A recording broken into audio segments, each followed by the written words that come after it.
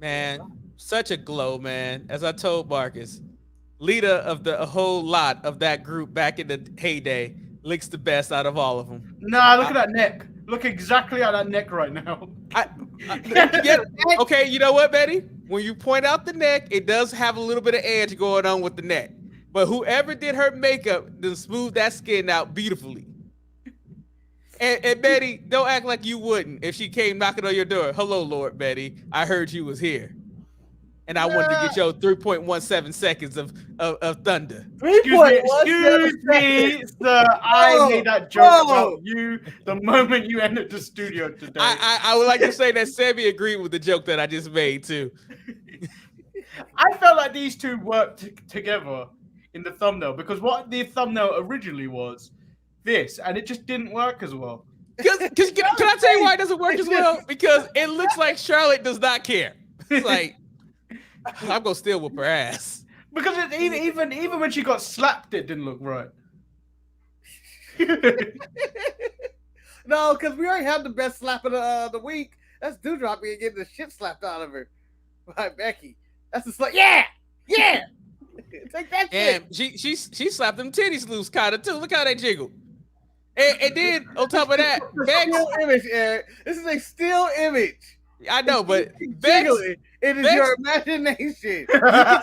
You can see the movement in the pictures, man. I can see the flow. But I love the fact that Bex decided not to even get dressed from work this week on Monday. It was just like, it was wonderful. I mean, they're there. I mean, you had the reincarnation of Michael Jackson going against the Tribal Chief. I mean, I think the Tribal Chief is starting to feel it. Look at them eyes. Yeah. I think, as Marcus and I both said when he was watching SmackDown, the thing that we enjoyed the most was the reemergence of Dean Ambrose, aka Jon Moxley. Because I was like, I thought they was gonna edit his ass out, but they didn't. They did on the promo shots, like the shots that probably went out on their Instagram and Twitter. Like Dean Ambrose was in the middle, and they just edited him out. Oh man, Ross was already feeling that suit jacket. Man, if you want to talk about the internet being broken, if Jon Moxley, aka Dean Ambrose, showed up in the Royal Rumble, people would have a connection that their brains would explode. Probably. Well, too much shit. He would have talked too much shit at this point about how miserable he was. He was one of Vince's 3. Yeah, I feel like he could come back with no problems, man. Just no problems. Well, he did. He had like a farewell episode for whatever reason. He was clearly leaving. And then on top of that, he could come back and he probably wouldn't be punished for leaving. I mean, like, honestly, if he came back and then he won the Rumble and he would challenge Roman, it's a storyline that writes itself. It does. Do you feel like Vince McMahon has been cutting all these people just so he can try to get like people back, like Dean Ambrose and stuff?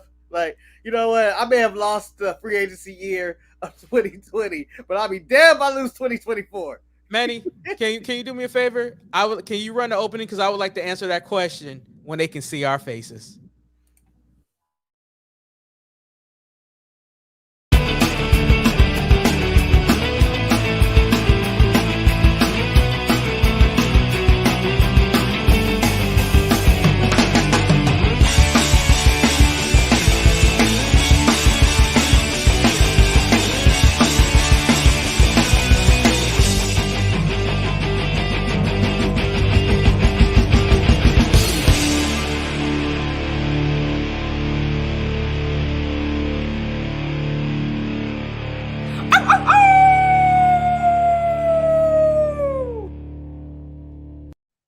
Welcome. I got thrown off right there. My bad. Welcome everybody to the Sharpshooters. Oh shit! I left the wrong tab open. Welcome everybody to the Super Saiyan edition of the Sharpshooters Wrestling Podcast because our power level is over 7,000. I'm Eric. I'm the very sleepy Lord Manny Hayes. Manny, you better not have no pictures. You better not book your ass a photo shoot with you wearing a green thong. We don't need that. We don't need it on the channel. Can't help it. I stay with it. With it. I am him. After today's show, after I feel like I've won the championship, the DSP title again, I am going to celebrate one more again in a bikini photo shoot. There's a fountain outside of a hotel. and just hope that why can't I remember nobody's names? Fucking Medicine. What was her? The one that destroyed her set. Blame blaming Medicine when we all know he's got a memory of a goldfish. You know what, one thing I do remember is Marcus when we were doing opening. Huh? Why is she Medicine? Why is she Medicine? No, because my Medicine made me forget her name. Oh, well, anyway, I'm Marcus the Grand Finale. Something I did not forget. Marcus did ask a question while we were doing the cold open with the screen grabs. He said, "Do you think Vince was releasing people?" What was your exact question, Marcus? Go ahead. Was Vince McMahon releasing people to prepare for the 2024 free agency circuit instead of the 2022 because he had already lost that by releasing all the people anyway? No, Marcus, what I think he was doing is he wanted to one-up Tony Khan because, Tony Khan is all about surprises. So Vince decided to release people so he could then bring them back as a surprise. And guess who's back hired with my company after they said they would never work with me ever again when I deliver their goods in a trash bag? Mickey James, I'm talking about you. Anyway, Betty, how do you feel about Marcus' question? I mean, I think it's just that I think he released them all so to get the AEW roster panicking about their spots because that was all over the news this week. I just felt like he released them because he realized, hey, I don't really have no use for them. And this guy and this other company is spending all this money on signing everybody that I release. Why not? Because I just don't think that Tony Nese deserves the job. Quite frankly, let me point out their best signing probably would have been 2.0 because they've used 2.0 more than anybody else that they signed. I think they have been of the released WWE wrestlers. I think they have been on more episodes of AEW main program than any other signees. That might be true. That could be true because I think Adam Cole's missed a show or two, and Ruby Soho shows up once every now and then to break up an Eddie Kingston fight. But yeah, that 2.0 might be the biggest signing that AEW has had. That they've just we're just gonna throw you here. How many episodes of Rampage has 2.0 main evented? And I learned their names, Matt and Jeff. Shit, I can't tell you which one. Huh? There's no way their name's Matt and Jeff. They're Matt and Jeff. I can't tell you who's who, but that's what they kept saying on Rampage. Wes said, "Do you think that Dr. Britt Baker should feel slighted since the Impact Women's Champion is in the Rumble? I just need her to focus more on becoming a better wrestler because you have two champions in your company, AEW, I'm talking to you, that really can't put on a solid wrestling match which your company is based on." Marcus, how do you feel about Britt Baker and her situation now that she's aligned with Adam Cole, baby? What's her situation? Because do you think she should feel slighted that she's not in the Royal Rumble? No, because she's in AEW. Why would I even consider it? Why would Vince why would Vince, who I've never worked for, never been a part of his company, why would I call you up and be like, "Hey, Britt, DMD, Doctor, can you, Jamie Hayter, and Reba come and join my Royal Rumble?" No, that wouldn't make sense. It wouldn't make sense. It would be a waste of money because she may get the Nick Aldis response in the Royal Rumble as many like the Elegant put. No, she wouldn't, but. Oh yeah, we've spent the entire of the week, well, I have mostly, destroying Nick Aldis because Nick Aldis may walk through that forbidden door and no one's going to react. I love that we are 5 minutes of the show in the chat room. Betty, his tech support for his Windows computer has already begun. No! Don't start. JK Smush asked me if it was working because he is a nice person, but. He hasn't started the day off the way he normally does. Manny, do we have a way to mute somebody? Because I feel like West's last comment is disrespecting the great name of Ivy Nile. How dare he disrespect her? Shit. Ivy Nile got a great Superman punch. And how she holds that chain. God damn it. Whoa. He said all women in AEW should wrestle better. ... Jane Cargill is taller and less talented Ivy Niles from the Diamond Mine. He's giving Ivy Niles props. Yeah, that's giving Ivy Niles credit. He's saying that she's less talented, which means that Ivy Niles don't have that much talent. We're upset by that. She don't. Ivy Niles is the best member of the Diamond Mine. There's a video on Malcolm Bivens' Twitter where at the end of 205 Live in a match, she slaps the chest of both the Creed brothers and then went to go for Bivens and was like, "Oh, no." So as you guys know, is a more impressive looker. Has a more impressive look than Layla Hirsch, even though Layla Hirsch is probably better than her in the ring. It's somewhere we can merge them and to make one wrestler.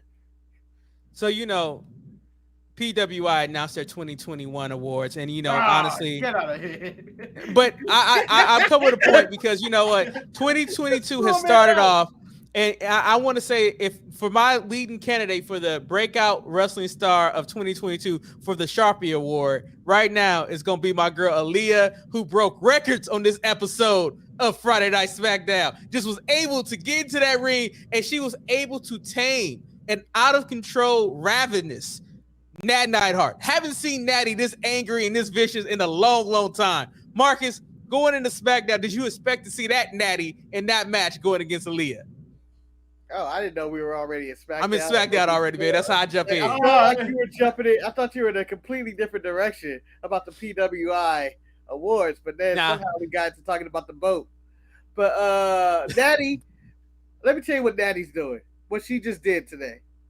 Natty was doing her research by watching AEW Dynamite and realized Serena Deeb is doing Bret Hart better than me. I have to turn it up. I have to be Serena Deeb. I have to do it. All right? And so she was on some Serena Deeb shit with the pre-match attack and the viciousness. She came with the ferocity, and she was going to injure Aaliyah, similar to the way Deeb injured Sheeta. Therefore, the match would basically just be called off in the middle of it. However, Natty went a little too hard. She went too hard, man. She didn't go too hard. Because if she went too hard, the referee would have stopped that thing. She left Aaliyah standing and able to stand up. Sheena couldn't do anything. So Natty came into SmackDown like my legacy is in danger. I'm going to interject. The referee should have stopped the damn thing because it sounded like the announcer stopped the damn thing. Yeah, Samantha Irvin was like, "That's enough. That's enough, damn it." She can't compete tonight. Aaliyah's going, "I can compete." The ref is like, "You can compete." Yeah. And I was like, she can compete. Marcus, let me interrupt you real quick. JK Switch says, "I swore I did. Either which way. Good morning, evening. Fuck Hulk Hogan. Like Lita in the thumbnail looks like she wants to fuck Sami Zayn." I mean, the man was in the shopping cart. How do you resist that? Segment, but hey. But in the membrane. So Betty, I asked Marcus this over the phone. He already told me who he was taking. Natty or Serena Deeb? Who you taking? In what? Just I mean, in professional wrestling. Serena Deeb, without a doubt. Okay, but Natty is the boat. She may be the boat, but that's a leaky boat. That's a leaky boat. When you look at Serena Deeb, everything is fluid. The woman of 1,000 hold. I'm sure. But Natty has only got one hold, and that is a sharpshooter, and she barely does that correctly. But when Natty is put into a ring with good talent, Natty puts on an excellent match just like Serena Deeb. I can't expect a lot to come from Natty versus Aaliyah. I just can't. Marcus, you also pick Serena Deeb. I'm taking Deeb as in she's a more vicious, hateful, but her pettiness is where I'm at. Natty can't express the pain. Even though Natty was angry and came out with the ferocity of 1,000 rhinos. I don't even know what that means. But she came out there. It was still Natty. And every time I see Natty, it has Natty stank on there in which it goes, Natty's in the back, smoking a cigar, talking about, well, it's time to do another job. No, let me tell you something. We'll have a chance to win. I'm going to go with Natty because Natty is from the same school of thought as Manny is the best thirst trapper out there in the game with her thumbnails, with her sister. I just think that if we could hire Natty to produce our thumbnails, we wouldn't even know if Manny wasn't doing thumbnails anymore because Natty knows what she's doing. That's what she knows what sells.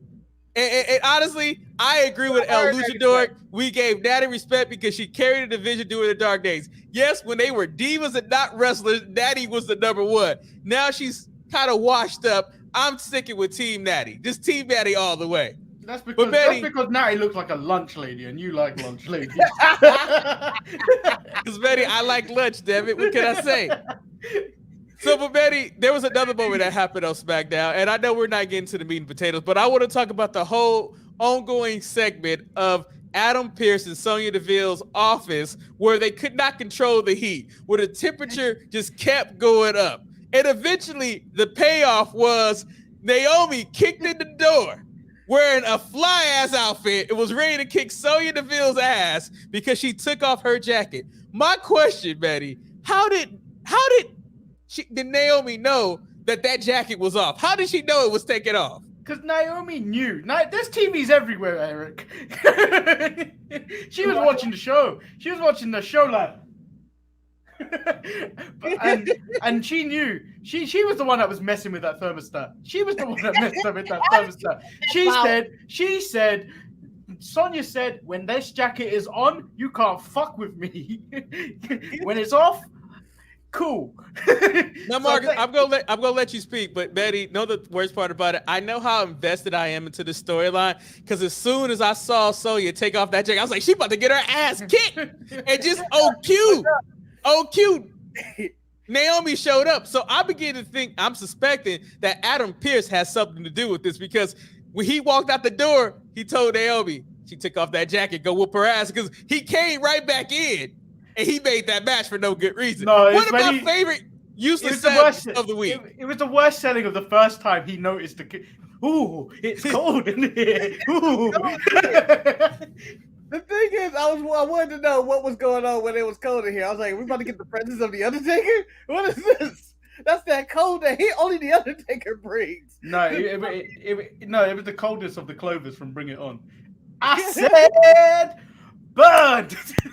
It's cold. Manny, I don't think there's ever been a Bring It On reference on this show, but okay, go ahead. Always does spirit figures. As J.K. Smush says, the one way to piss off your parents and growing up in our house is to fuck with the thermostat. I remember so many arguments of grandmother or somebody getting pissed because someone turned on the goddamn heater. Who the fuck turned on the heater in this house? And if he would go slam the heater off and shit. Man, Mark, you remember those days of fucking with the thermostat, right? Yeah, because I, admitting 30 years later, am guilty of messing with the thermostat multiple times. Are you admitting fault now? Yes, I have never admitted this to anybody in my life, but it has been me, Austin. It was me all along. I was messing with the thermostat on numerous occasions because, God damn it, sometimes I was cold. and then it was always a time when I just like playing with the little knob. When I was really younger, it was like, oh, I could reach up, grab it, and move it to the left. You know, I was happy about that. My height grew that high. And this is me very young, Marcus. I was happy about that, so I would do it. Not knowing what it did. Let me talk about, since Mark's want to talk about the things that he did with the thermostat, I would like to point out that as a young teen, I didn't understand how to read the thermostat. So you know how like you have the little white part in the thermostat? I didn't know what that shit was. And I'd be like, why is it not moving? Now, 41 years later, I realized that was just telling me what the temperature was already in the house. Did not know that, but it's. But I guess. Manny, you have something else to say about Sonya and Naomi, or are we done? No, well, Marcus needed to say his bit about Sonya and Adam Pearce.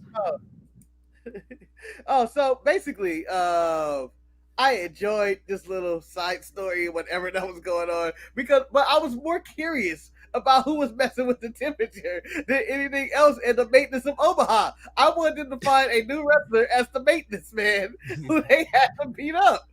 Or something. That's where I thought this was going, or someone else was going to be. I didn't realize that Naomi going in there to get Sonya with the jacket on was going to be the ultimate payoff. I really thought there was going to be something more. I thought as Aleister Black could control the lights, I thought we finally had somebody that could control the temperature in the room, and they were going to be like, it's time to warm this place up. That's all I wanted. To answer the question, yes, that is Marcus was, and Marcus know what he did to me. He know what he did. Oh, we going down this route where you got bitten again? I'm not going down that road. I'm not going to bring it up. But he know what he did. When he became a cannibal. A cannibal, goddammit. Took a piece of I still got the mark on my belly. Anyway. So let's talk about the main event, the big showstopper of...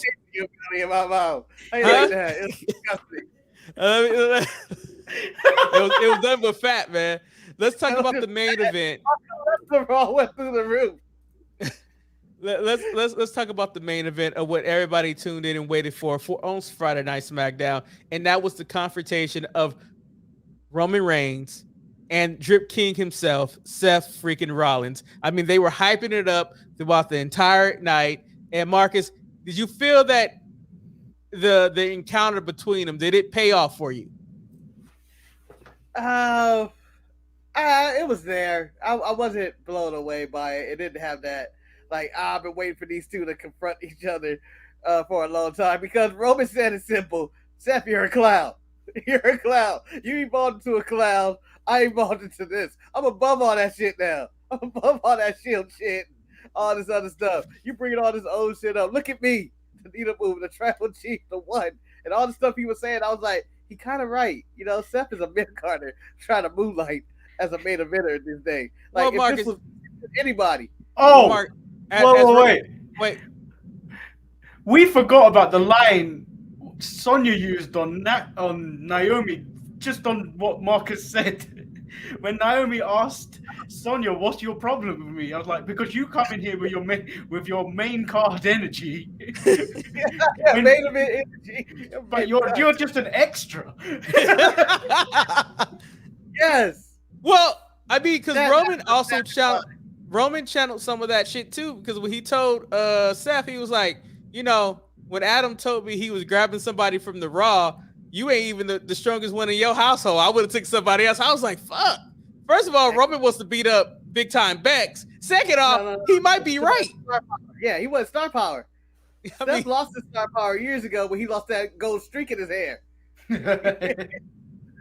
When he stopped doing pedigrees and stuff. Even though I like Seth, I do feel like it is a downgrade for Roman, and they really need to find someone to build up to fight Roman, because I just feel like Seth has no chance. He's fighting a monster, a god, like a man on the god level of wrestling at this point.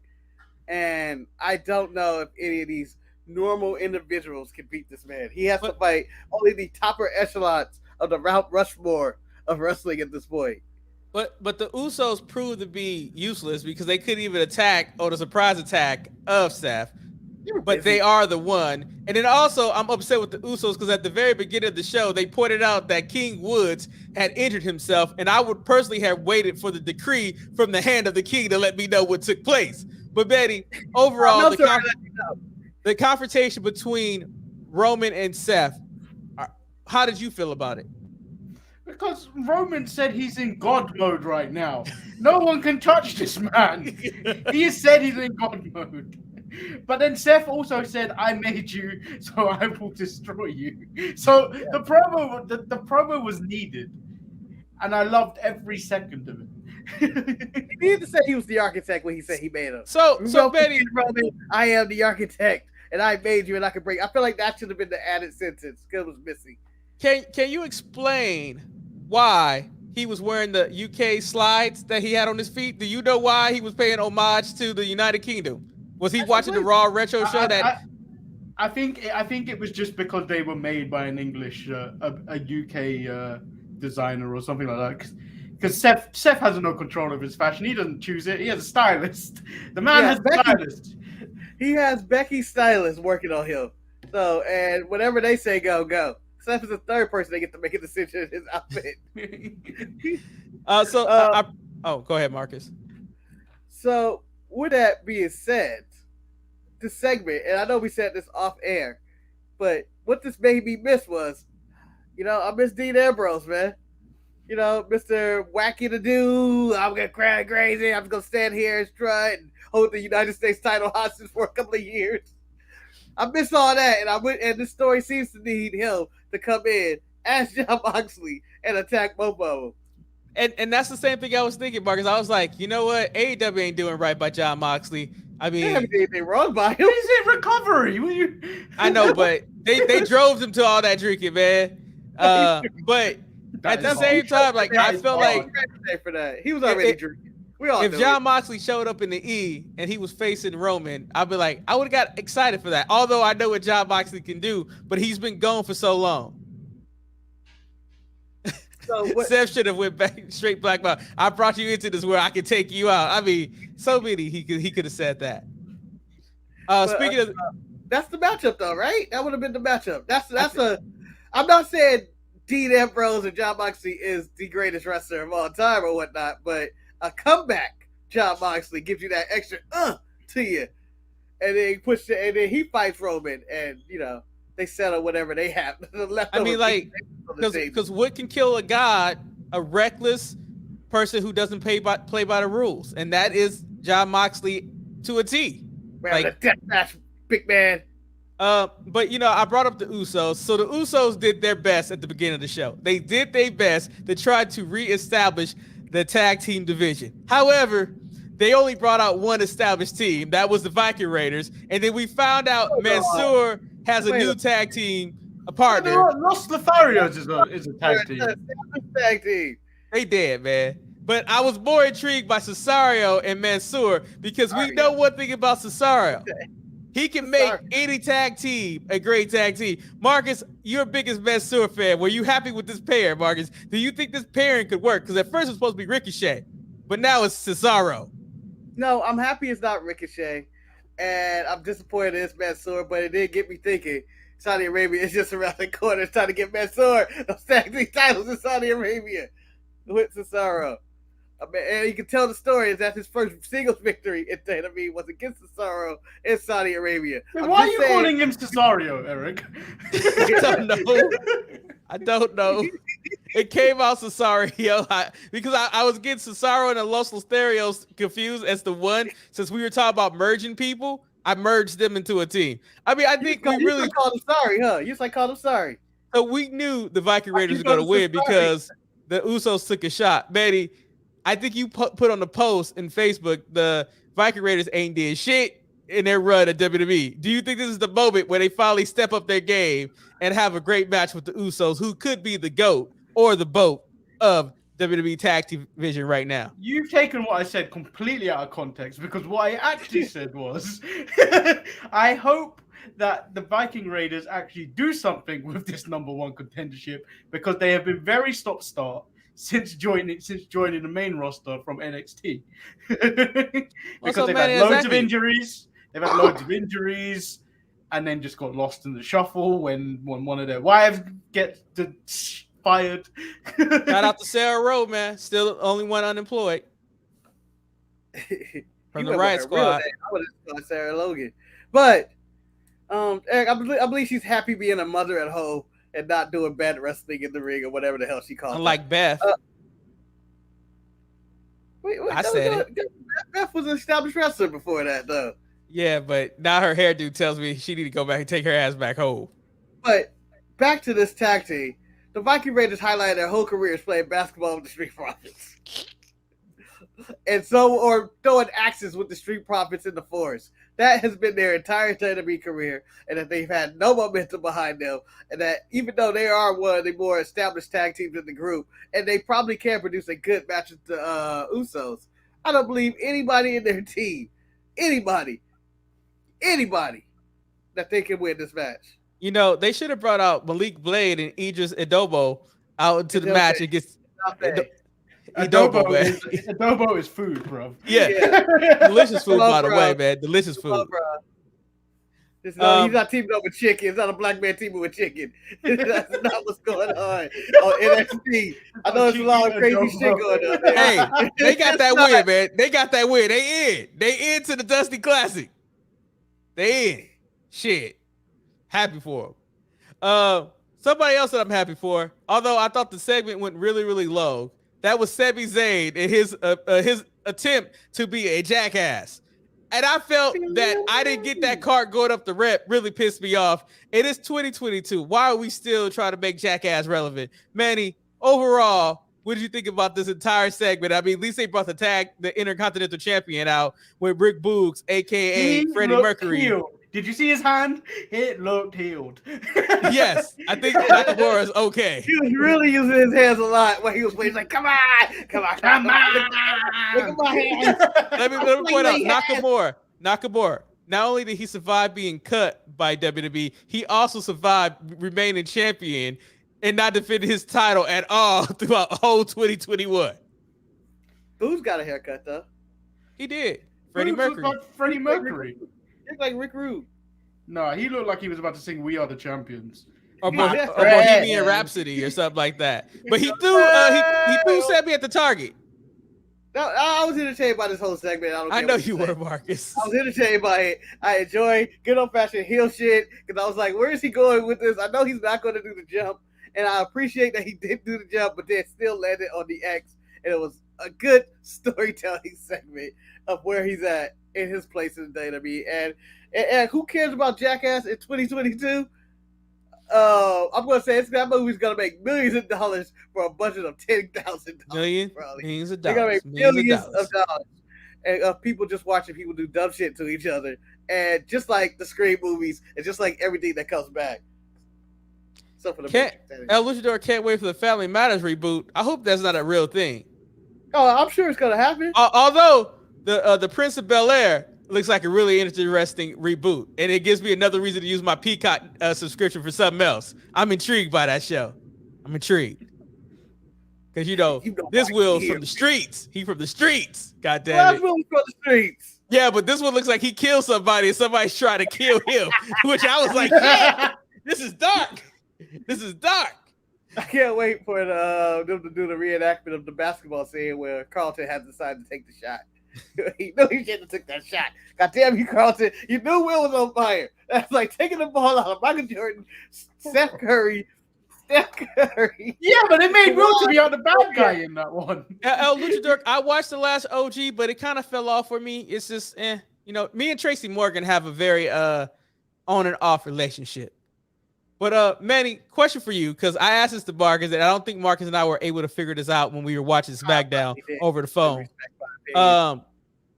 What accent was Coffee using when he was reading his decree? Because I think he jumped multiple accents when he was declaring what King Woods had declared. And then on top of that, his big surprise was that he was going to be in the Royal Rumble. Was no surprise for anybody else. I mean, like, did he not think he was making a cut this year? I mean, he's fucking Coffee. It happens. I think he was hoping for a day off because but those Royal Rumble spots are getting a little bit more difficult every year, every time he's in it. But I don't know. I have no idea what accent this guy was using. He's a man of many accents. He's a man of many bad accents, but he was rolling his R's hard. And I feel like he's going to steal the King Woods gimmick from King Woods in this 4 to 6 weeks. And then I just want to hear from the hand of the King, and I don't give a shit about the King. And Woods go back to obscurity, as he always do, of the star power of Kofi Kingston. So arguably the best match on the show was probably Sheamus versus Ricochet, because I really enjoyed that match. But I think the confrontation of the night had to be Lita, who was putting her feather in the hat of the Royal Rumble because everybody's doing that right now. But then Charlotte, who already announced she was going to be in the Royal Rumble and she was going to beat everybody, came out there and said, I'm going to whip her ass. And then she got put into the precarious situation that Manny had a thumbnail for, where it seemed like she did not care that she was about to be hit with a cutter. Marcus, Charlotte was on some bullshit, some super hell level shit. Marcus, did you get excited about the possibility of seeing Charlotte versus Lita? Well, the fact that Charlotte's outfit made her look like a super villain / superhero of whatever age, she can go either way at this point, was ridiculous. And I wouldn't mind seeing Lita versus Charlotte in one more match for Lita as her sitting up, and that's it. Because Charlotte has, again, like Roman, beaten all of them. Beat them all. And is ducking a few people. She's beat them all. And the last person she was going to fight ended up just going home. So leave this person go home. They're retiring. All right? And so I'm okay with it. Lita says she has one more run. Reports come out that in 2019, Lita almost came out of retirement and wrestled for AEW. So who's more important who has a chance to come back? You have Lita, who has a new lease on life, and then allegedly Corey Graves, after 7 years, can finally get into the ring again. No one cares about Corey Graves. No one cares. If I needed anyone, if anyone needs someone from that household to wrestle, we're gonna call Carmella, and we all know it. Marcus, I don't know why. If I need a commentator to come out of retirement and wrestle, it's Pat McAfee. Marcus, I don't know why Levi has this against you, but Levi goes into the chat. He says, Lita now lives in San Francisco. That's right. She's a Steph Curry fan. And we have no evidence of her being a Steph Curry fan. She doesn't have to. She don't have to support that, man. She could just be a stupid in San Francisco. She Have may you not worn watch yet, Marcus? basketball. Have you about those Niners? Have you worn Marcus? No. Okay. You know, I bought him some Steph Curry shoes for Christmas. That's what I did because I'm an asshole. I'm an ass man. That's who I am. Bam, So- bam.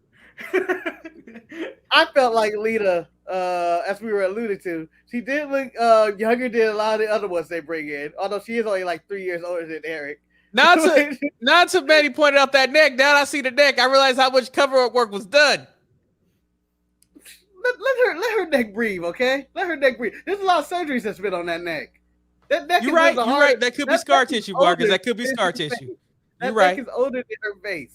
Although she did look to me with her tan like Lionel from Thundercats. That's what that reference was yesterday. I had no idea what you were Yes, about. that's what it was, Manny. Yeah, but like Charlotte looked like she had bathed in some Omaha river in the snow and came out in a new crystallized diamond suit. Like she was looking prestigious and shit. I was like, she on some bullshit. But I think Charlotte is the best person for this bullshit because it's like she's the polar opposite of Becky. And like honestly, a part of me wants her to win the Rumble so she can challenge Becky so she can be the one that rules them all. That's what I was like, see coming. Well, she gets to do the Brock Lesnar Rumble from the 2020 Royal Rumble, where he was just dominating everybody, and then Keith Lee showed up and he continued to dominate. I had a moment. I really feel like Keith Lee's gonna pop back up in this Rumble, man. I don't know why. You know, Vince made him look good in the last Rumble. He gonna do it again and then do absolutely nothing with him and release him again late in the season. You want to be in a women's Rumble too? Come on, we need women. Come on. Because clearly Tony Khan didn't want Keith Lee. Wait, is this 90 day up yet or no? No, I don't think so. So you know, Sheamus and Ricochet had a really good match, but you know who had a really good match that? Yeah, he said that twice. This is now twice. Do you want to elaborate on what you mean? Because you know what, Eric? God damn it, I don't appreciate you disrespecting this. I'm gonna hold the pen to this like a real analyst right now. All right? Because I want to give Sheamus his flowers while he's alive. Sheamus is always while he's alive. Marcus, I feel like Sheamus is always gonna have a great match. Mark, it's every other episode that we give Sheamus his flowers. I mean, I think we even got lambasted by the chat room like, y'all just owe Sheamus too much. Mark, we all know we like Sheamus. This is what we do. Sheamus needs to be Roman's next opponent, and I don't care how we get there. Don't care how we get there. And we make it a tables match so he can sneak a win and put Roman through a table and steal the title one more again like he did John Cena. But I'm just saying, Sheamus and Ricochet had a hell of a match, and Ricochet seems to be on an upward spiral or is on a meteoric rise to being released. As in, 1, he got to cut a promo. 2, he had new music, did a little dance on his way to the ring, and then had a match with Sheamus. And you had people praising the name of Ricochet on that table the entire night. Let's not forget one other thing. He got his girlfriend on SmackDown. Yep. And let's not also forget one thing. After he hit that splash on Sheamus outside the ring, if you go back to the tape, he did a little praise dance. Like he did a hallelujah dance after he did it. I was like, oh, he's on that bullshit. But the only reason why I brought Sheamus and Ricochet up again because AEW Dynamite did something that I never thought they would do. Wait, we're not going to Happy Time? No. You know I don't talk about those guys on this show. We're not going to talk about Coffee Cheeks and trying to shit on a man in the middle of a match. Mark, you're right. Go ahead, Marcus. Go ahead. This is the one time that Riddick Box had to win because Coffee went too far. You cannot threaten to poop on a man's face on the show. Manny, have you ever threatened to poop on somebody? Has anybody ever threatened to poop on you? I'm not ashamed to say this, Eric. Oh no! One of my go-to threats. Threats number 7. I'm gonna shit on you. You don't eat a gravy. You don't eat a gravy pizza and then not let other people know the effects of eating a gravy pizza. So Manny, so you agree with Randy Orton? You were shitting somebody's bag? Yeah. Okay. Marcus, clearly I didn't know Manny like I thought I did. Marcus, he said it with confidence too. Marcus, 100%. We had problems with a man pooping on another man's face. Coffee deserved his ass whooping, right? Absolutely. And then he said that, and then he also did a little dance over Madcap Moss while he was doing that. And if I back up Moss, I don't care if I get the DQ. I don't care what happens next. It is only murder. It is only murder. Stank. Dang. So you know what? Let's be real. Manny, Where they get that Manny, change the graphic because they get that Levi has brought it up. We need to jump into Rampage. Manny, as everyone knows who's ever listened to this show or watched this show, I have talked about how I hated the Acclaim with a passion. What? I hate the Acclaim. I always have. For no reason. The Acclaim. But Sesame, bro. But this week, their promo rap video that AEW shows they can direct actually made me a fan. Because first of all, they brought up Stang, who looked like a reject from a Kiss video. and on top of that, the rhymes were hilarious. I want to put out that they put the one guy got all the way into the row. Not only did he write words on his chest, but he put the booty shorts on with the leggings. Oh, Bowen. Bowen's just funny.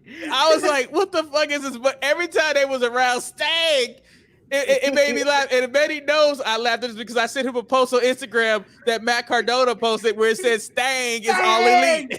And I was like, yes. Stang. Whenever they have this matchup, because honestly, I could care less about the feud because the Acclaim has already won. Oh, I need Stang to come out and ringside with them because that is the funniest character in Stang. I don't know why his lips are so red. Oh shit! Hashtag gay pride. I don't even know what that means. Oh, it's gay. It's gay. Oh really? Yeah. Did not know that.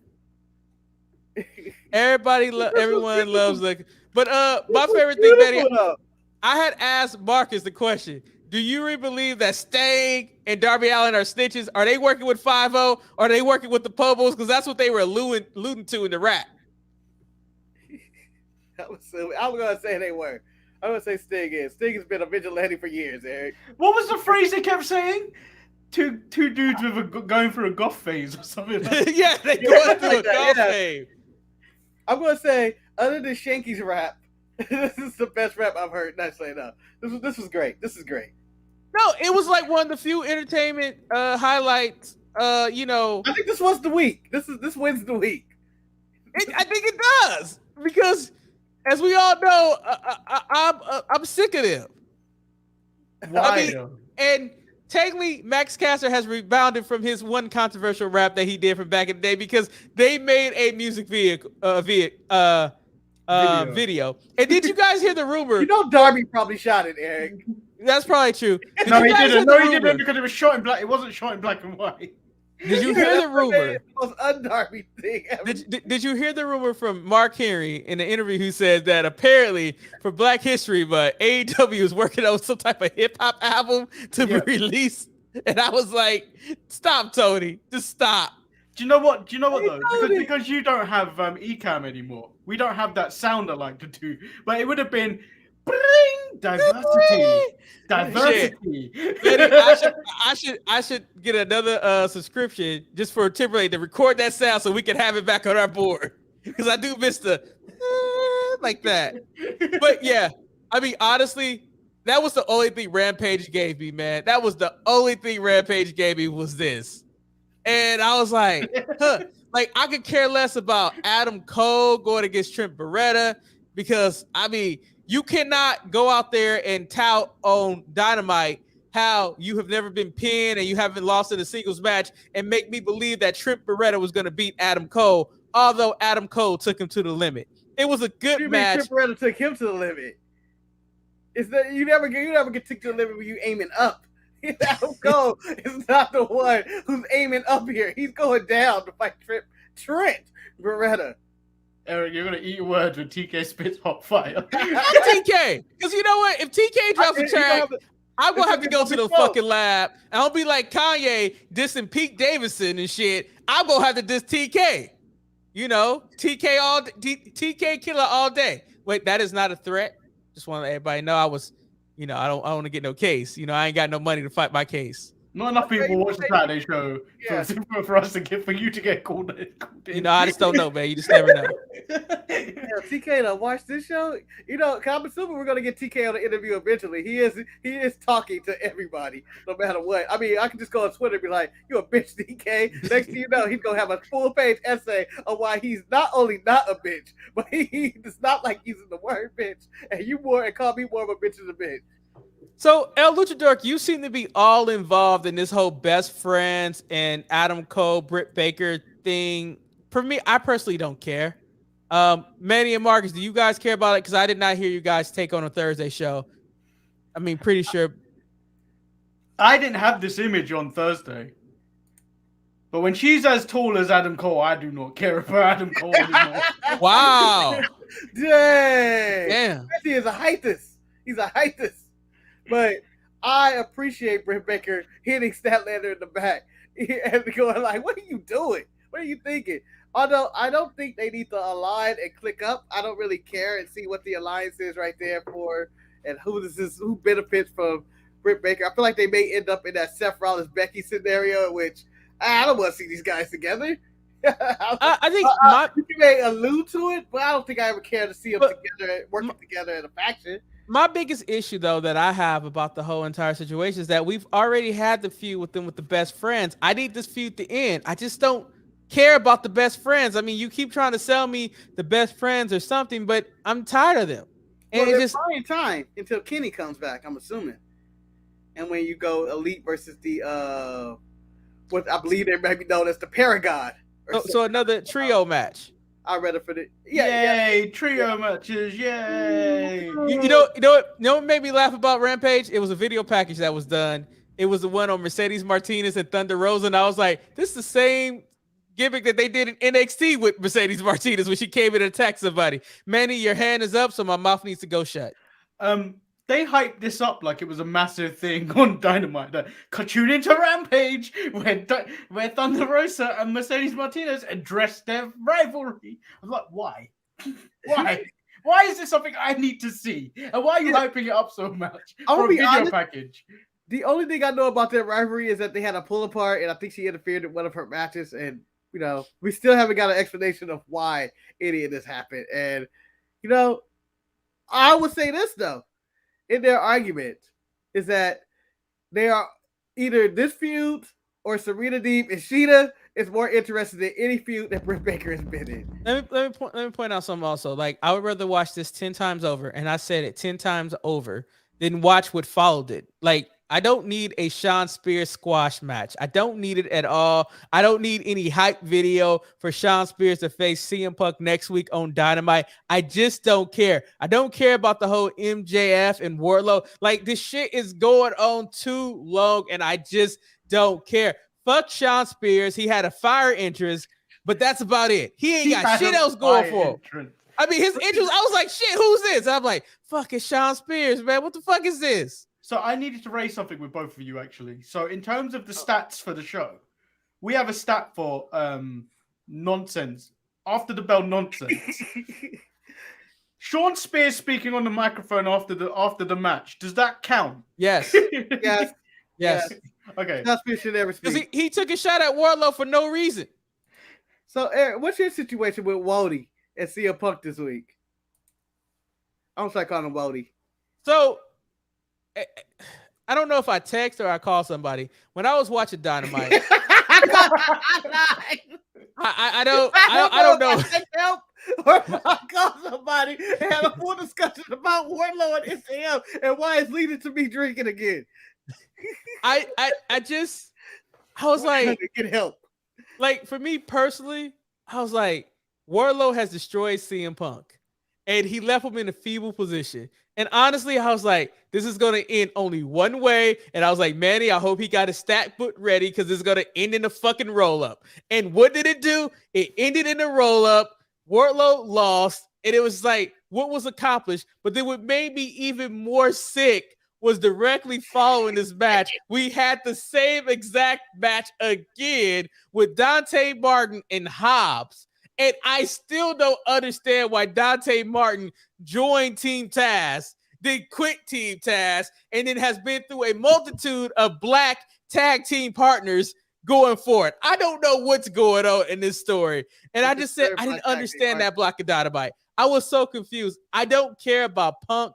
I don't care. I want MJF to move up to more relevant things. I just, like, honestly, I just hope that if CM Punk defeats MJF, if he wins against MJF, I hope the people blast AEW just like they would blast WWE when shit happens. Manny, thank you for the stat being down there. Who do you want? So you saying CM Punk should lose his feud to MJF? Yes. What why does Punk need to win? Who should win this feud out? MJF needs to win this because CM Punk doesn't need to win. I'm in a disagreement with this. Why? I think you're probably a person that enjoy Hangman's outfit that he came out with, that white t-shirt and that damn frilly vest. Fuck that champion. He ain't my champion. Now you bringing up hate in my heart. Don't let me distract me from my argument when I'm about to talk about it, all right? Don't distract me. The only thing Dynamite gave me this week was Matt Hardy versus Penta. And who knew I needed that? Hold on. How dare you give me one abolitism? I'm going to say CM Punk needs to win this feud because I think CM Punk going for the title or doing a match was more valuable than him doing whatever the hell he's doing in this mid-card. And I like him in MJF feud. I'm actually enjoying it. And I don't have a problem with the powerbomb segment at all. It's just that I just thought, he should have continued killing him after the bell rung. Like, I'm just going to kill you. Let's continue to kill him. But I feel Punk should win this. But Can I also point out back to the Hangman. Can I also point out I'm disrespected about the order? Why the fuck you start off with Wardlow? You should have started off with weak ass Shawn Spears. No, that would have been doing the same thing for like the 5th straight time. Wardlow's always been last. Even Tully walked away from Shawn Spears because he knew he was dead weight. Just said, nah, I'm not fucking with him no more. FTR now. I'm just FTR. I do like that Dynamite this week. AEW took away all the wrestlers I like. It had nobody. All my favorites. And, it's nothing against anybody on the show. It's just that I don't have FTR. I don't have Bryan Danielson. I don't have, oh shit, who am I missing? There was somebody else. There's another wrestler on there. But they gave you Brody King, Marcus. They gave you Brody King. But, all right, do you want to talk about that or do you want me to go into the Hangman, Eric? I tell you about Marcus, I would like to hear you go into the Hangman because I just don't understand what's going on with this man. All right, so the Hangman, I'm going to say, first of all, his attire, he did not look like a heavyweight champion. He looked Sign like up for Stitch Fix. Can you shut up for 1 minute? Sorry. You shut up. Shut the fuck up. The Hangman came out looking like, yes, give me the key. You didn't even collect it. You're worse when you're silent. You're worse. You're even more distracting. Hangman looked like I don't even care anymore. He looked like a cheap-ass camp counselor who I want to keep away from my teenage daughter and son, who I know he's going to feed them beer and he's going to provide them both with sex. I don't want him to do any of that because he needs to stay away from. This outfit was atrocious. I thought he was not interesting on the mic, and I thought that Braun Breaker was the better champion this week as of that moment. Damn. I mean, yeah, he was just like he was going to be the first one to be killed in the Jason movie, Friday the 13th movie. I was like, they got him first, y'all. What happened to Hangman? They got him. Him and the black guy. We got Hangman. Yeah, it's like the black guy made it to the second scene. Are we gonna kill Hobbs or Dante Martin? Nah, man. Let's kill the dude with the vest though, like with the t-shirt. Like, come on, guys, we're here. Like, I don't know.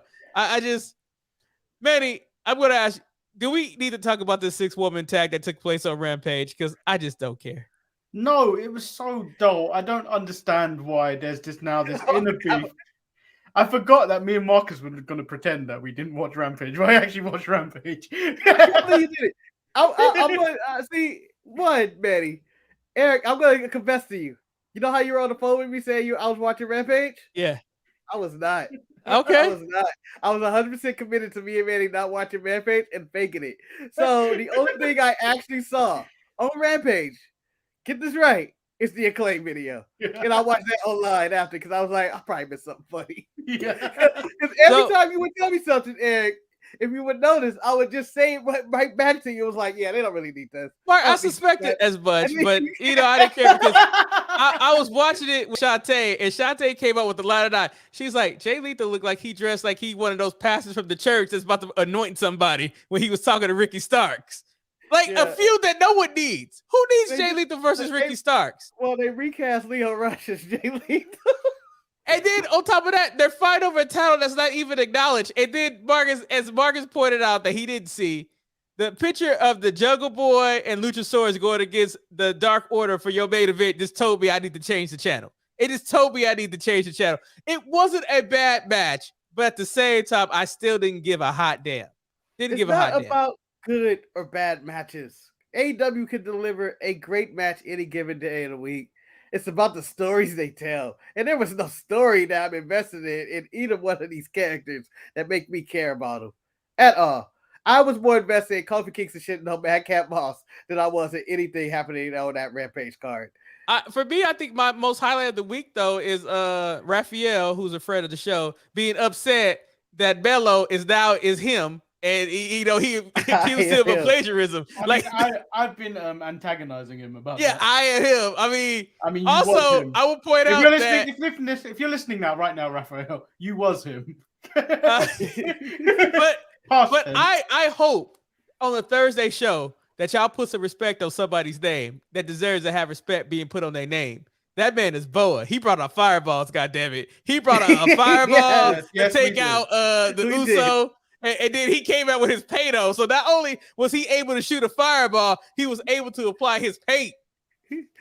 Hashtag Boa. And that's the dangerous one. Who wins the fight? Painted Boa or Stang from the Acclaim video? Painted Boa. I mean, technically, Painted Boa would win, but Stang got 5-0 behind him, so technically they would arrest him. So I mean, continue with NXT, Boa, and now Mei Ling. Eric, do you think when Boa is done with this gimmick, do you think he's going to have narcolepsy that Mei Ling now suffers from in the middle of her matches? Don't talk about her, man. That's wonderful. Look how she got to sleep, man. If you ever had one of those cuddle pillows, man, they ain't comfortable. I understand that. I just don't understand why she's a 1,000-year-old woman catching up on sleep right there. I don't understand why she's in full makeup, though. I don't understand why she's in full makeup, but whatever. Because Trick Williams addressed her because she is Big Booty Wendy. Yes, Big Booty Wendy. but I love the fact that Melo had to stop Trick from going in on what he was thinking about because Trick was thinking about big booties. That's why Trick is who he is. Because it's still a PG show. Melo, I know we're all over the place on this NXT show, but that's kind of what NXT is. But Melo poured out the empty bottle of liquor, Eric. Why was there nothing in that bottle? Marcus Trick drank that shit. You know he did. You know he did. But what about the biggest scandal of Zayn Quinn thought that he had a woman? Thought that she was on his side. Yeah, he thought she knew the game she was playing. I told you that fool didn't know what he was dealing with. He didn't. That was the best nut shot I seen in a week. He got kicked in the nuts. He got kicked in the nuts. And then the only reason why Raul Mendoza wasn't knocked out like Ziba Aya was is because he tossed him he had to toss him back into the ring so Santos could get the win. NXT for me by far is the best wrestling entertainment show for me because it has a bunch of shit on it that I just care about. It's just so much useless stuff. Yeah, you know. You know, Walter's in the best shape of his life, but standing next to them gentlemen, you would never know it. It looks like he feels like he's really out of shape. No, he's not. Those guys are just in ridiculous shape for whatever reason. I mean, I think even Manny can admit that Tony D'Angelo versus Pete Dunne was actually a pretty good match. For what the match was, it was a pretty good match. Because anything on a pole match is ever good. In the history of on a pole match, that was the best anything on a pole match, except Judy Bagwell on a forklift. That's a throwback. I haven't heard the name Judy Bagwell in years. The original Trent Mom kind of segment. Also, I enjoy the progression of we're just gonna forget about Roderick Strong and we're moving on with Melo and Cameron Grimes out there sitting on another man's car, I believe. Hey, I'm coming for your gold. What stopped Trick and Mello from beating up Grimes right there? They said, you lucky. What was he lucky about? What was stopping him? Marcus, because Trick is all talk. They know that Cameron is beta buddy. They have somebody out. He got somebody out there watching his back. First of all, clean cut Cameron Grimes. Clean cut Cameron Grimes looks more sinister than grimy Cameron Grimes. Like, I just can't trust him. So, Eric, how hard do you think it was to get the keys to that Bentley from that big man at the door? Hey, big man. Was it hard? You traded it for a sandwich. Yeah, I mean, it's not like if Almost had those keys. If Almost had those keys, it'd been amazing. You can't get shit from them. And let's how much of Raw did you see about Omos? Oh my god! Oh my god! Omos and Dana Brooke having a match. You didn't care about that? Why did that happen? They setting it up. They had to stare down. Wait, shout out to AJ Styles and Grayson Waller. They had a really good match. I enjoyed what it was. Okay, so did you watch Dynamite? I did. I made it through Dynamite. Matt Hardy and Pentagon was arguably an argument for match of the week, man. God damn it. I didn't need it. Did you fall asleep during any of Dynamite? Well, no, Manny, because I watch Dynamite in sections. So if I take it in 15-minute intervals, it's easier for me to go at 2.0 speed. Okay. So you now have to guess at what point did me and Marcus fall asleep during the show. It was both different times. Right before Matt Hardy and Pentagon. What happened before Matt Hardy and Pentagon? Do I got to go to the footage to figure that out? No. I've got the notes. Hold on. I already know when I fell asleep on, but I know when I fell asleep on. Oh, okay. Why don't you guys just tell me and we stop playing these games, man? Just tell me where you guys fell asleep at. We wanted you to be able to guess, because we did a full guessing game. We went full dating game and wrote down on separate pieces of paper on where we thought the other fell asleep on. Yeah, we try and make our show. Let me find out. So for Manny, I feel like you fell asleep on Dante Martin and Powerhouse Hobbs. Nope, you are completely racist with that, saying I'd fall asleep during a ethnic match. How dare you? Hold on, Eric, but you are close because he did, and Manny will admit, nod off several times. He was like, there was no roll-up finish in that one. And I was like, Manny, you must have fell asleep. I wouldn't think that any one of you guys would fall asleep with Serena Deeb and Sheeta. I don't think because you guys are too invested in that. Nope. So which way? What you got for me? Marcus, the Acclaim versus Bear Country. I got that for you. No. It was it had nothing to do with Dynamite. I had worked that Wednesday night. Went in probably positive with COVID, spreading it all through the casino. Have you told the casino, by the way? Yeah. Because they told him. And now I'm getting a text message from some type of fraudulent talk about Marcus. We need to talk to you. We're from the Long Beach City. I'm like, why are you guys texting me? I'm not Marcus.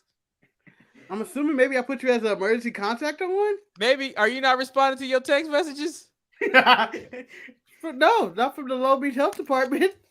And if I were, no. They got what they want from me. Okay? They ain't charging me or nothing. It's like, we gave me the wrong shot. I'm so sorry. But Marcus, as you did take the shot from the dude randomly offered in the corner at the boost. You went for chips. It worked. It worked out for me, all right?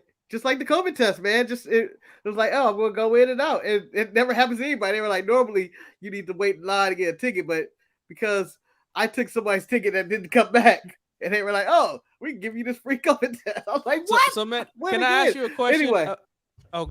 Can I ask you a question? Because I know we're talking about where you guys went to sleep, but I was looking in the comments to see if we had an email, and I saw that Montez Rail Cup had a hashtag Manny psychopath. What happened that came up? Were you getting punched by kids growing up to make you a psychopath? I'm confused.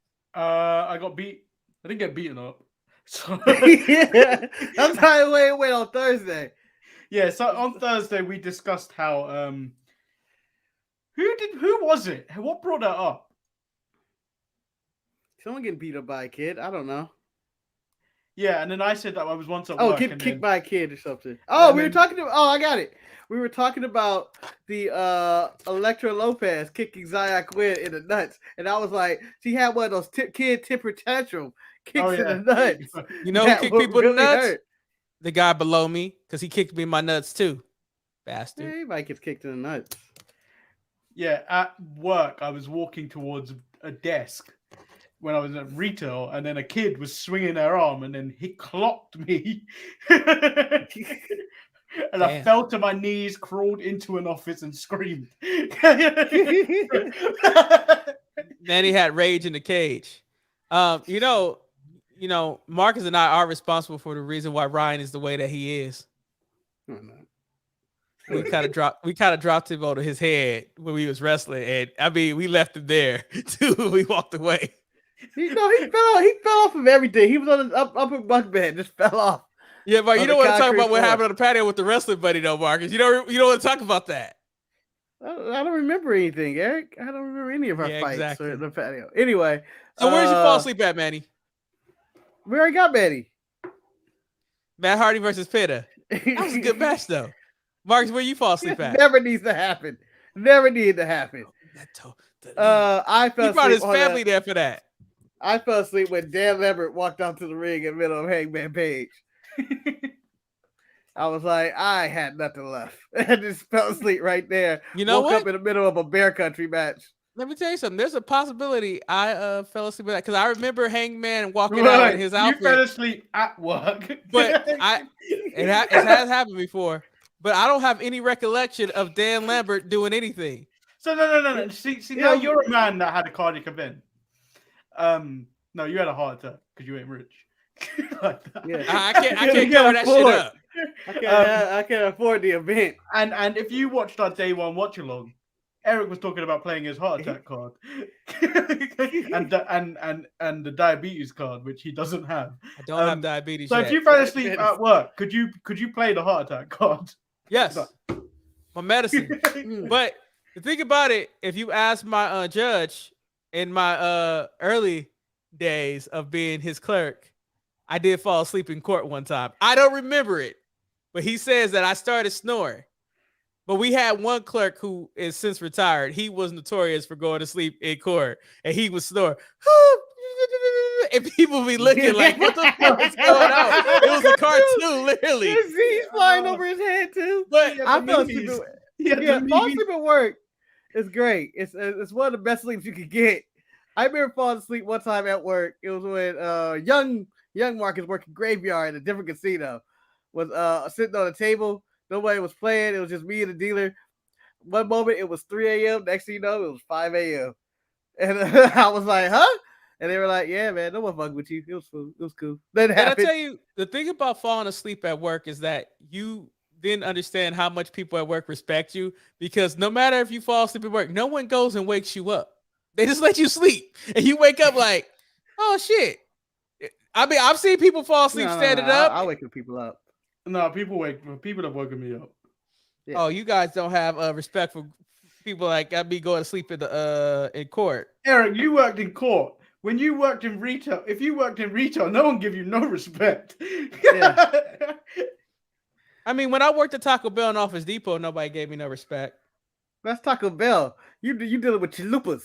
No one's care about you. No one expect the man that's making. Yeah, let me tell you something, man. When you pick whatever this thing you guys call meat is, when your ass picked to work like Thanksgiving Eve because you figure no one's gonna be there and then the Samoan family or the dynasty shows up and orders like 50 bean burritos at 11 o'clock at night, you're like, what the fuck is wrong with life? Like, what are you doing this for me? Why are you doing this? Oh, yo, we got spam finally. Vum and go. That sounds racist though. Running off. That's a surname in it, and go, but it's not pronounced like that. I think they just trying to call us the N-word, but use it so that their comment don't get deleted. Dang. You guys have any more questions? So, man, did you ever go back and watch Matt Hardy versus Penta? No. Oh, come on, man. It was a good match. Wait, what about Monday Night Raw? You didn't go and see Bobby Lashley versus Brock Lesnar? You didn't see the conversation? Knock joke. The knock joke. I'm really trying to... I don't have it, Marcus. I don't know. Knock. Hey, knock, motherfucker. Knock. Oh, you do it to me. Do it to me. Who's there? Sorry, who's there? Dang, Jesus Christ. You gonna knock back? Who fucks up a knock? Knock. All right, then. Knock. I'm Samuel Jackson of knock jokes, man. Fuck this shit. Don't be knocking on my door. Who the fuck are you?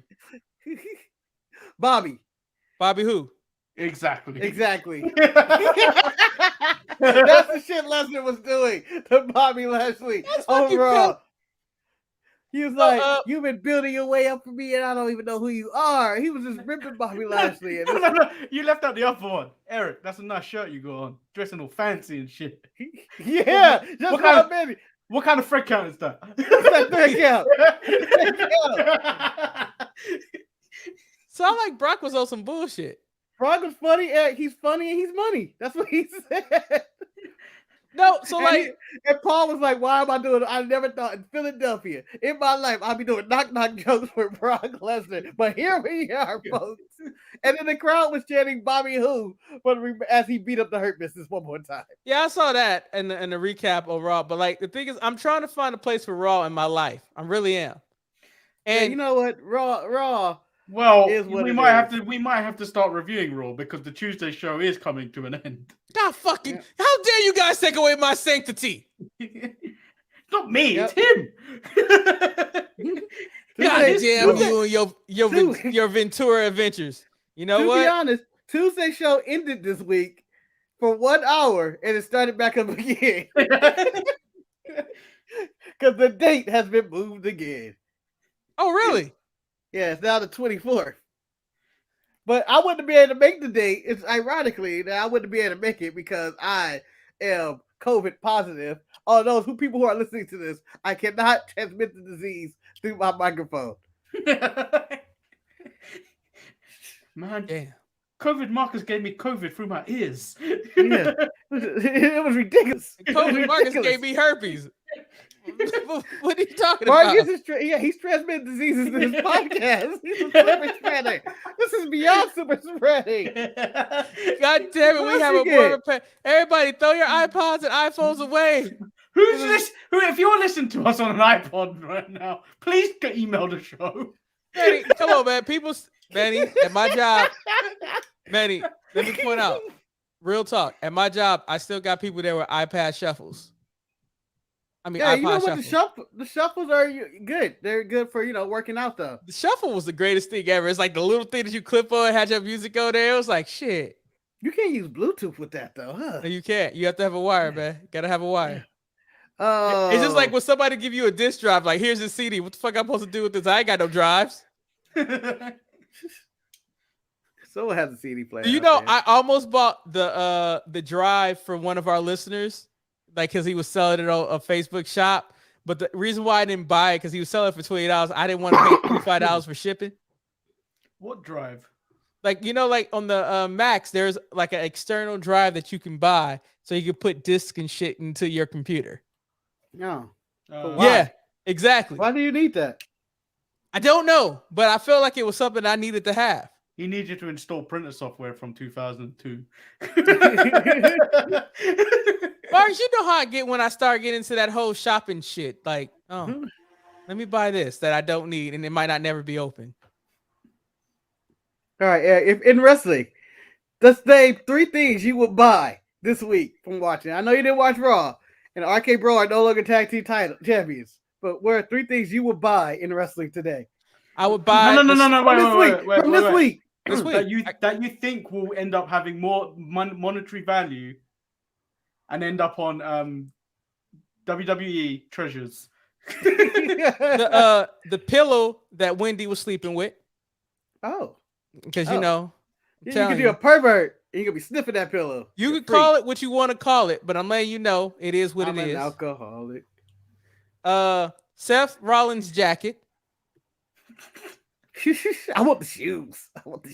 I mean, I guess I could go the whole outfit.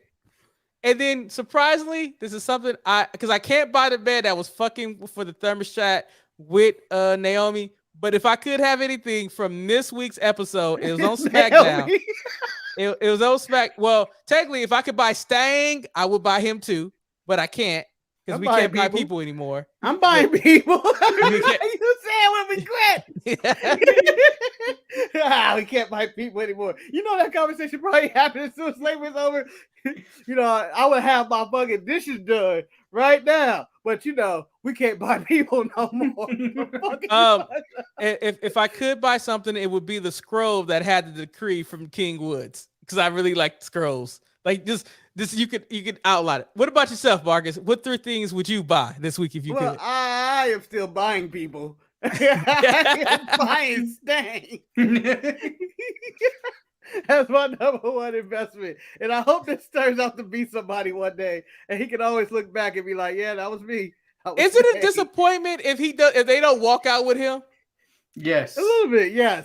And then, like, I feel like for me personally, the Acclaim went to that next level where they need to beat Sting and Darby Allin. They're not beating them. Okay, so you buying Sting, Marcus. What else are you buying? I'm buying the let's see. Let me the sense go of humor of Brock Lesnar. No, Marcus is more funnier. Yeah. Let's see. I guess Should I go to Manny, Marcus, because you're not ready? I'm buying Seth's shoes for sure. I couldn't think of a third thing. That was the problem. I'm buying Seth's shoes and shit. And then maybe I'll buy Becky Lynch's sweats. They look comfortable. I'll buy Natty's Guinness Book of World Records from her, so we never have to hear about it again. So, Manny, what 3 things would you buy from this week? The set from this. The entire set. Dude, that's an office, right? Manny, you even want the fake degree in the background, too? Yes. Manny, if you had a fake degree hanging up on your back wall, what would that degree be in? I don't know. I'd claim to be a lawyer.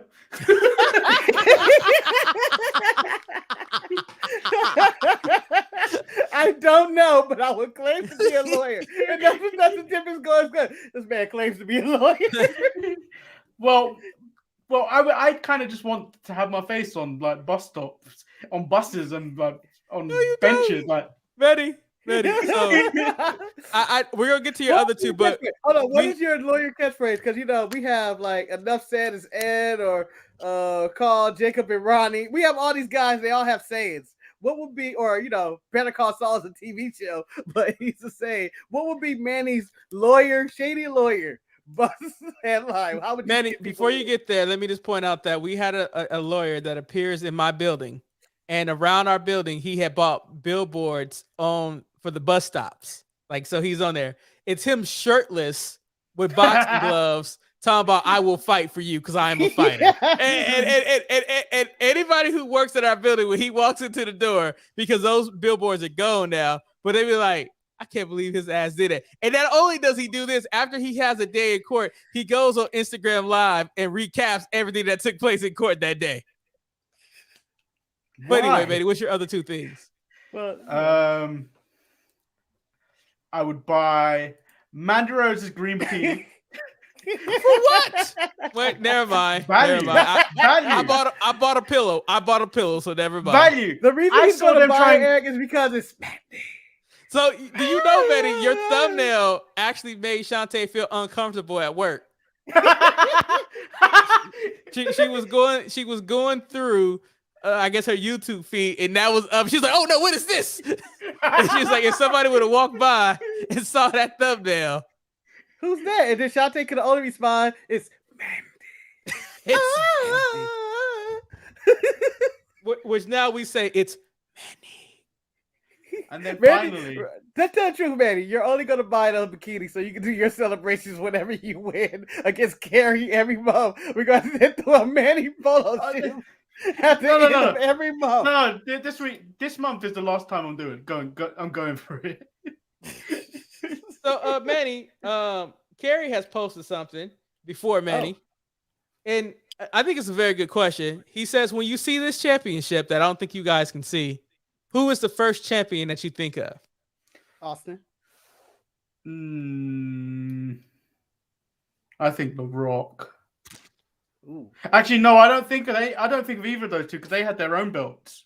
Yeah, he did, but you know, someone that would put be the Triple belt H to- in there because I didn't think of anybody, but I thought you guys have more of a wrestling knowledge than I do, and you guys are not on medicine, so you can remember everything. That you guys would have a better take on that. You don't know And what also- type of medicine I'm on.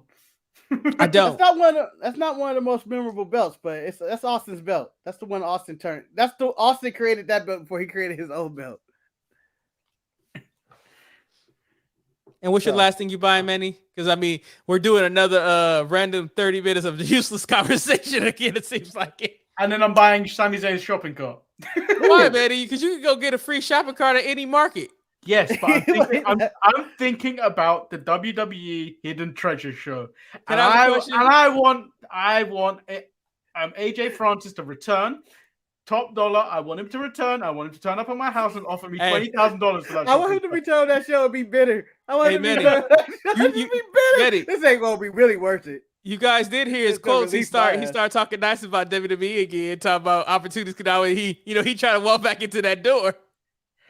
Yeah, I mean, he had a show on. Yeah, they shouldn't have fired that man. It was a good show. It was a good. You know what's show. funny? When we go back to Hit Row and we talk about, because it was we was always talking about firing people. We wanted Shotzi the Adonis to be fired. We wanted B-Fab to be fired. No, we wanted B-Fab first. Yes. And when we got B-Fab, it was like, cool. And it was like, we could make it work. Then they showed up as a trio on SmackDown, and next you know, they were all let go. Yeah, If I would bring anybody back, it would be AJ Francis. So that's the sad part about it. Top dollar. He's the only one that I think you could make money with.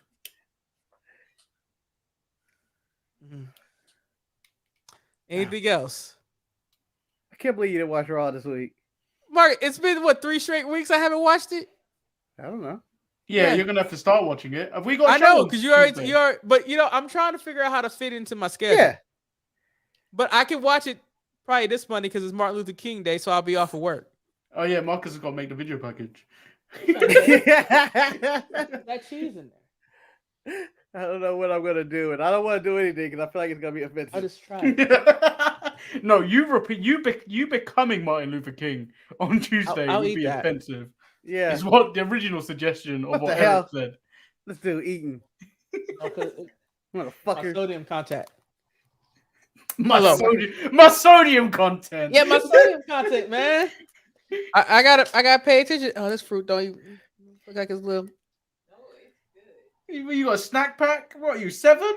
Fruit, man. Ah, Shantae came in. I mean, although you try to get her fired with your Mandy Rose picture. I did not intentionally do that on purpose. Mandy, that's what your thirst trapping does, man. it doesn't just affect you, Manny. It affects those around you. Yes. She said she was scrolling. She's like, oh my gosh, what is this? It was a nice swimsuit though. Do you know what I hope?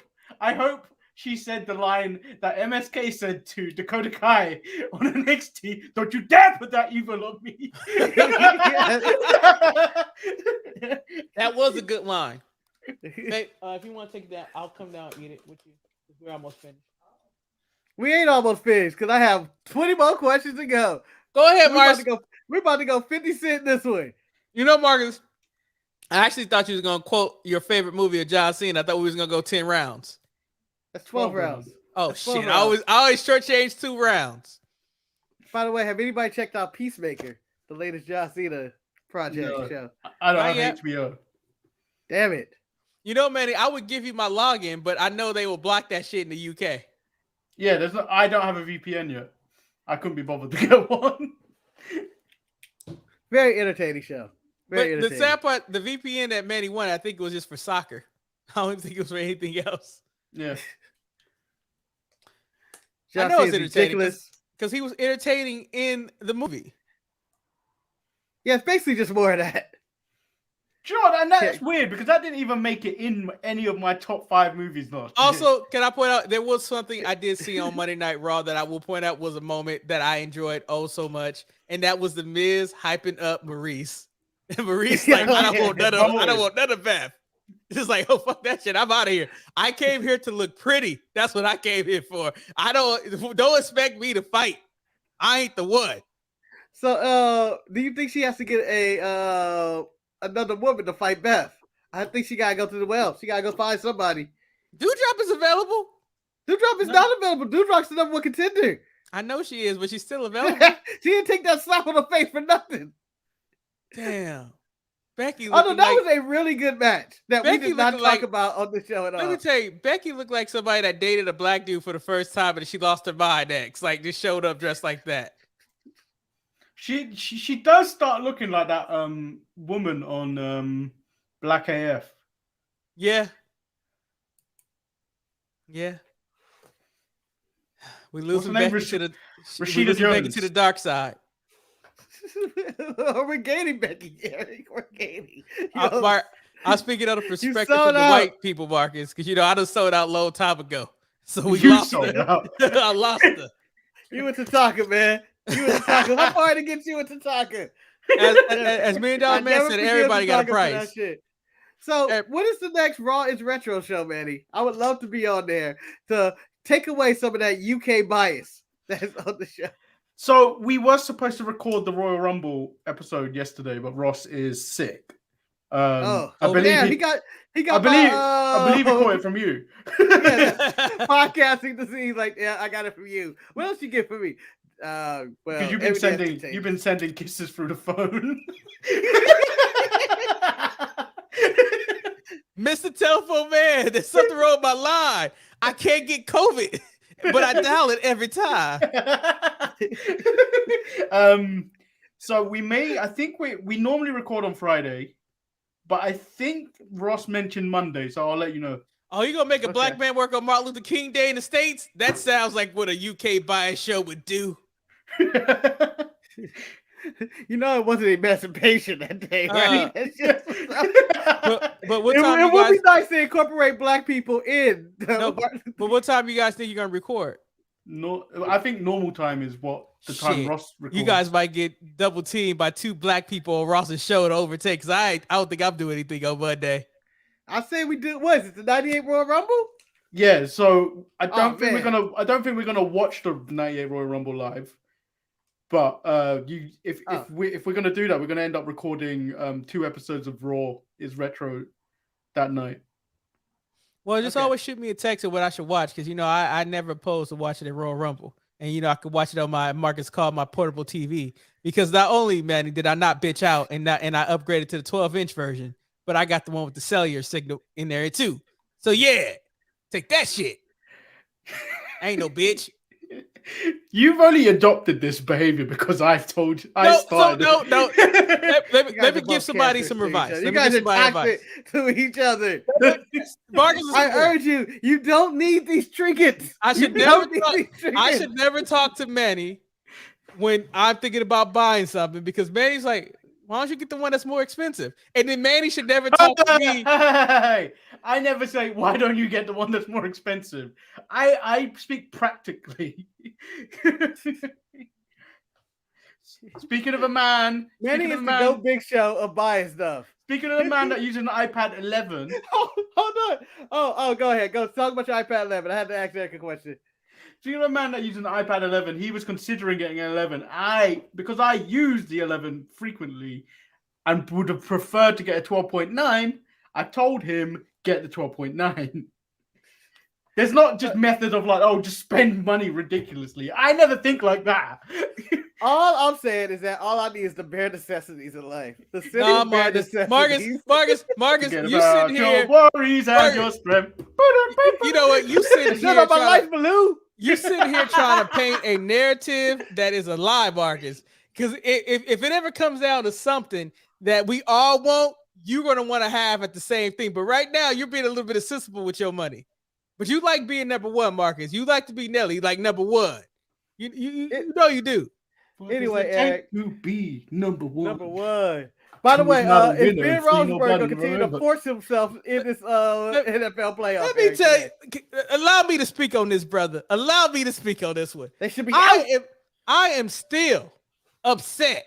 I am still pissed with the Las Vegas Raiders for kicking that goddamn field goal, because you could have did something that we all needed to have happen. We could have had Ben Roethlisberger lead the league with a win over the arch rivals of the Baltimore Ravens. Now we got him doing quotes like, well, they're the better team. If we win, we win. If we lose, we lose. We're expected to lose.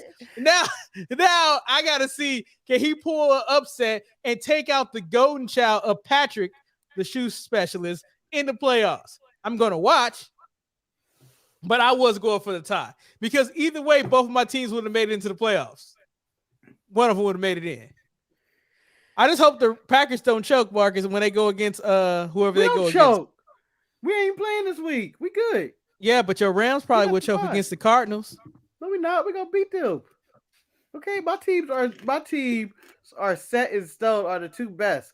Now, when I say how about them Cowboys this week, it's gonna hit somebody a little different after they get knocked out.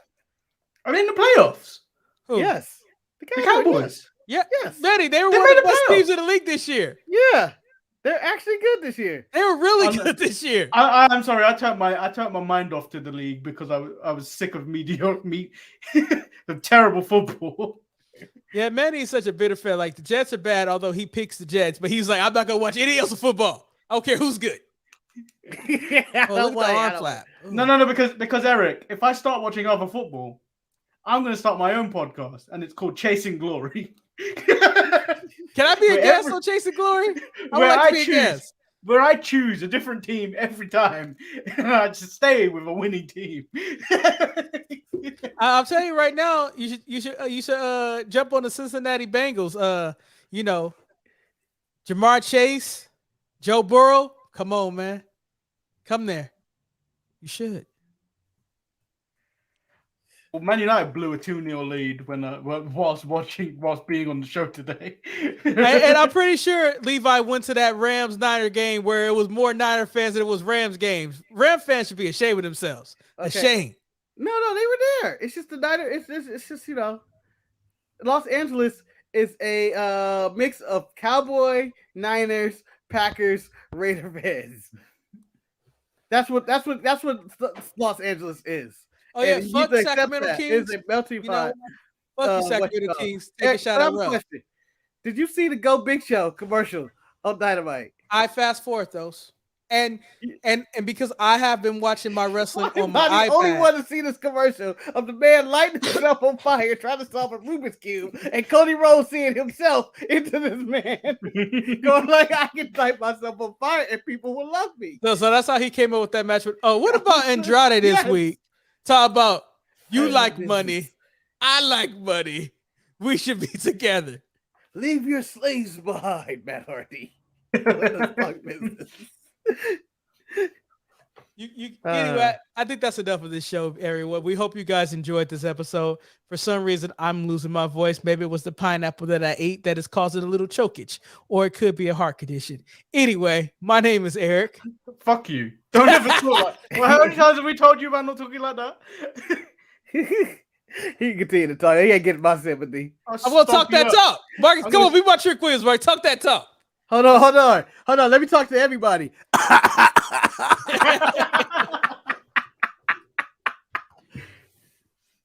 This right there. This is what happens when you hang out with Baloo in the jungle. Talking about setting off my lights. Talking about bare necessity. Talking about bare necessity with Baloo. It ain't gonna be all right. I cut my lights off, Baloo. You don't know anything about that, do you? No. That's the end of Thursday or Tuesday show? I don't know. Tuesday, where we were laughing for about 10 minutes. Yeah, I couldn't stop laughing about them cutting my lights off. The bare necessities, man. Yeah, they cut my lights off, Baloo. What am I supposed to do? You live in a fucking jungle, Baloo. You don't know nothing about my bills. You live in a jungle. Why do you got a light bill, Baloo? Who the hell that tricked you? Life is hard out here. You out here your lights being cut off. That's called sunset, you dumb bear. You calling Baloo dumb for? Because I ride with that fucking freeloader. The freeloader Yogi, man. Yogi's my dude. Yogi was out there about causing havoc. Is Yogi the greatest bear of all time? Hey, boo boo. He's better than Smokey. Smokey. Nah, Paddington Bear. Smokey is I knew your Smokey's the first response. Marcus, Paddington. Mark, you gonna let that English man talk about Paddington Bear? Because that's all the reason why. Because he got the red hat and the coat. He got a movie. Seth Rollins decided to dress like him one time. Do you know how many movies Yogi got? Yogi got so many movies. It's ridiculous. Yeah, but look at that poster. 8 first movies. Look at that poster of Yogi. There's a poster of Yogi with Boo Boo, and it looked wrong. I'm gonna say this. Yogi's at the I'm not gonna discredit Paddington Bear, as in he still has the highest rated Rotten Tomato movie of all time. Paddington Bear. Okay, you know what? I know how to do it. Guess what? Paddington Bear ain't got no clothes underneath that coat. Of course not. Just let you know. But Yogi's only got a collar and a hat. Hey, if we want to talk about perverted bears, we're gonna talk about the Care Bears. For Magic Mike, and he realized he liked that outfit. That's what happened. Care Bears are the real ones, though. Oh, when they got tattoos on their stomach, they shoot stuff out. And then there's the evil Care Bears too, man. Marcus, if you was a Care Bear, what Care Bear would you be? I don't remember them. I don't remember any of their names. Betty, he would be COVID Bear. They got a mask over my stomach. Not anymore. Manny would be Apple Juice Bear, and I would be Heart Bear. By the way, thinking about Heart, Captain Planet, that dude had Thirst Bear. Thirst Bear, Thirst Trap Bear. I thirst. Thirst Trapper Jones. TTJ. Everybody, we got TTJ coming out the ring. Who's that stand for? Thirst Trapper Jones. The reincarnation of the Godfather. Anyway, Marcus, you got to point out who you are so we can close the show out. I did. You did? Wait, of what? Of what? Bears? Maddie said his name. I'm COVID Bear. Huh? I just took the mantle of COVID Bear. Oh. Spread that love, man. I'm gonna be around forever and ever and ever and ever. It's never gonna end. It's never gonna end. I mean, yo, blew up. I guess we blew up. We still here. Are we still live? Yes. I stopped the audio recording so they don't get this part. Bonus episode. Subscribe to our OnlyFans and our new Twitter, Patreon, Sharpies Network, Twitch, Twitch, Sharpies Network. To get this bonus content, hit that donate button. You hit that donate button, we'll send you absolutely nothing, but we'll appreciate it. J.K. Smush, we're friends and all, but you come at me way too much about the teams I like. I don't say anything about your teams. Well, Manny, you pick bad teams. Yeah, you do, Manny. You do. I mean, it's your own fault. My team used to be a winner. Like, if people start talking about the Lakers, I'll be like, you right. Who? I forgot they were in the league. Shut up, man. We got a better record than your sorry ass Clippers, man. Who do we got on our team? You can't even list our top 5 players. Ain't my fault. We hurt. You guys have LeBron James, Russell Westbrook still healthy in the prime of their life. I mean, past the prime of their life. You mean Russell Turnover Brook? I mean, come on, man. I mean, when you start getting clowned by the Sacramento Kings calling you an ice box, man, or ice cold, you know shit is bad. Yeah, but when he clap back and say, "Where's that shit been there for the past 14 years?" Because they ain't won. He also has a proper response. Which started a whole conversation on sports radio talking about how sorry teams, all they got to do left is troll other people. Like, so Jet fans can only talk about other people who have been more successful. Yeah, it's a beautiful thing about life. I can't believe Miami fired Brian Flores. Made no damn sense. He fired his black ass. And then the Texans went and fired that other black coach. Like, why did they fire this guy? Like, they were doing good. My phone went wild during a meeting with ESPN alerts of like, this person's been fired. This person's been fired. I'm like, ooh. They call it Black Friday for a reason. Man, they just wake up and it's like, I didn't see this coming. I'm blindsided by it, but I can see the owner. I can't wait to fire this motherfucker as soon as the season's over. I can't wait. That's how I would be probably as an owner. Just a terrible person. Look at this. Look at our fucking. I don't understand why they wait though. I don't know why they wait. Mid-season. Yeah,